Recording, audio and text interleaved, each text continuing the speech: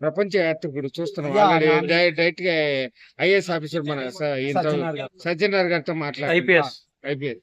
అసలు నిజంగా ఆయన నిజంగా చర్య తీసుకొని దీని గురించి అవేర్నెస్ ఇస్తున్నాడు అనుకోవచ్చా మామూలుగా ప్రపంచ ఆ! యాత్రికుడు? ఇప్పటి నుంచి కాదండి. నా అన్వేషణ ఛానెల్‌లో గత 4 నెలల నుంచి మీరు చూస్తే ఉమ్, అన్వేషణ ఈ బెట్టింగ్ యాప్స్ గురించి స్పెసిఫిక్ గా ఉమ్, దీన్ని వాడొద్దు, వీటిని ప్రమోట్ చేయొద్దు అని చెప్పి ఉమ్, ఎన్నో వీడియోలు చేస్తున్నారు. మీరు ఆయన ఛానల్ ఫాలో భయ్యా అయితే సన్నీ యాదవ్ వర్సెస్ యా ఇది డిబేట్ కూడా నడిచింది ఎవరు కరెక్ట్ అని. బట్ నా ఉద్దేశంలో అన్వేషణ ఇది 100% కరెక్ట్. ఎందుకంటే ఆయన యువత గురించి ఆలోచిస్తాడు, ఆయన దేశం గురించి ఆలోచిస్తాడు, ఆయన మన టెక్నాలజీ గురించి సో మాట్లాడతాడు. ఇప్పటి వరకు ఆయన ఒక్క బెట్టింగ్ యాప్ కూడా ప్రమోట్ ప్రమోట్ చేయకుండా చేయలేదు. ఆయన ఎంత కష్టపడ్డాడంటే ఒక దేశం నుంచి ఇంకో దేశం పోవాలంటే అంత ఈజీ కాదు.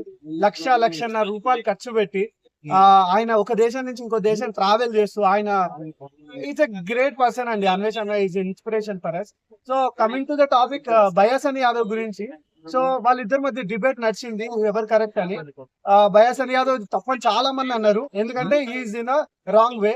సో ఆయన సపోర్ట్ చేసుకున్నాడు, గలీజ్ మాటలతో తిట్టిండు, అన్వేషణ ఇజ్జత్ తీసిండు. ఈవెన్ ఎవరైనా సరే కరెక్ట్ పర్సన్ అయితే కరెక్ట్ వేలో వెళ్తే జనాలు కూడా ఆటోమేటిక్ గా సపోర్ట్ చేస్తారు. ఇప్పుడు ఐపీఎస్ సజ్జనార్ సార్ వస్తుంటుంది, ఆయన అన్వేషణతో మాట్లాడడం అంటే it's not easy. IPS IAS తోటి మీరు వాళ్ళ ఛానల్ ఫాలో అవ్వండి, వాళ్ళని ఇన్స్పిరేషన్ తీసుకోండి అని చెప్తారు అన్వేషణ. ఎందుకు అంటే వాళ్ళు సొసైటీకి ఏది మంచో అదే చెప్తారు.